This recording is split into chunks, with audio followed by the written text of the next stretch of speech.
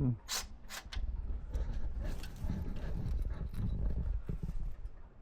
what up? This is hanging a board 101. First, hang board. Next, insert screw. This prevents fishing in your pocket for a screw. That's why you do that. You hang it here, like so.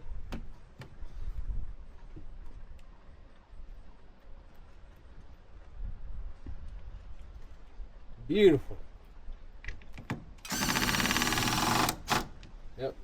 If I was any better, it'd have to be two of me.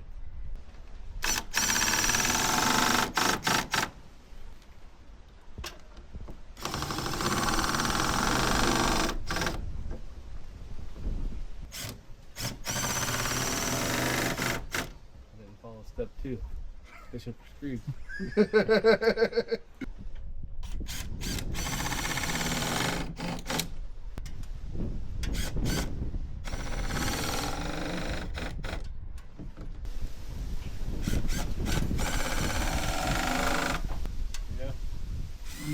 We're getting better at it though.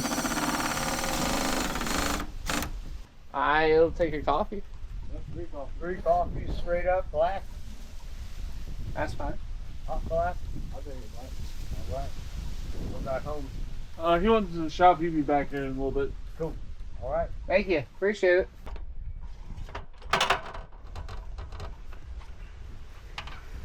Only went home. Okay, how many? We only got 1, 2, 3. We got 5 more. 5 boards. What's gonna take?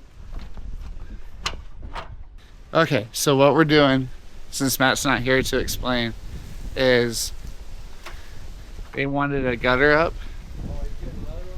and we have to put some lumber to space it out so we can put the gutter up. So that way, when it rains, it doesn't just pour down off the side of the building.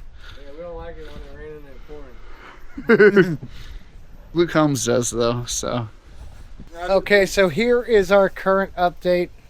Disregard what I look like. I'm dressed for warmth, not aesthetics, but they did a double roof on this mobile home. So they had the awning at some point, and then I don't know if it had issues, but they overlaid another metal roof.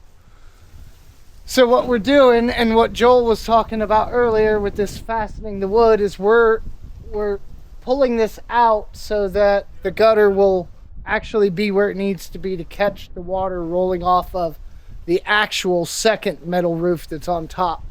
So as you see here, here's the lip edge that sits off, and we had to put 2 2x4s to space this out so that our gutter's actually in the right spot. Now we have it laid out here. We didn't do seamless. We're going for a budget. So we pieced together a bunch of 10-foot sections with rivets and all the sealer and things, and we're about to test fit it so that we know it's exactly the right size when we cut the last end and put on the downspout. So these are the steps that you have to take when you're doing a project like this. Even experienced people such as ourselves know it's best to directly line it up and then make your cuts so you know you're not wrong, because we're calculating, it seems like about 44 foot 10 inches, but we want to make sure before we actually finish out the gutter that it's the right size before we make cuts that we can't undo. So planning, attention to detail is all you need when you're doing almost any project at home, from painting to recaulking your bathtub. Look up videos on YouTube, subscribe to our blog. We do lots of helpful tips there, and anything such as this can be tackled by amateurs with enough preparation and research. That's it. We're gonna go get this gutter up. Okay, the sun's in my eyes, but you know what isn't going to be a problem? This gutter. So we have it up. You see it before me. It ended up being about a 55-foot run. And we just did what anybody can do at the store.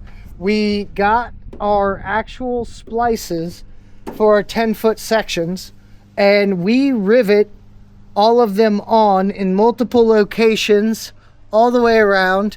That's a secure hold. A lot of people you see putting up gutters that aren't seamless just shoot the gutter screws into the aluminum. They never hold up well. They don't hold the test of time. These rivets are the closest thing you can get to one solid gutter. And we adjusted our high points in the middle. We have 2 downspouts on each side. When you're doing gutters, it's about a 4% drop that you want from your high point to your low point, and that is across your entire run. So in this case, we want it to split because it's a very long gutter. So our high point is in the middle and our downspouts are on each side. Our 2x4 securement worked perfectly. The water's going to be dropping right in the middle of the gutter for the kind of stuff that you can buy at Home Depot, Lowe's, Menards, and get this thing done in like a day. It's a pretty good job. The customer's happy, and the quote that they got for a seamless gutter of this size on this run, we came in about a quarter of the price. So aesthetically, it's functional. It doesn't look as clean as a seamless gutter, but when budget is the most important thing that determines whether or not you're going to be able to do something, we try to work with our customers and come up with solutions that fit their budget and are also going to stand the test of time. We will not, and no one should, do subpar work for someone that's on a budget, because that money means so much more to them than somebody who has the money to pay the high prices to get that top quality work. They're not as concerned because they have extra money. This may be the only project they do for 6 or 8 months on this house. So the money they're spending has to be well spent, and that's what we try to provide. So always get multiple quotes, because their other quote was up over $4,000, if you can believe that. And I'm not knocking those companies. If that's what they need to stay in business and that's what they're worth, that's great. But not everybody can fit those price points. So that is where Full Service Handyman tries to really shine and provide our customers with value.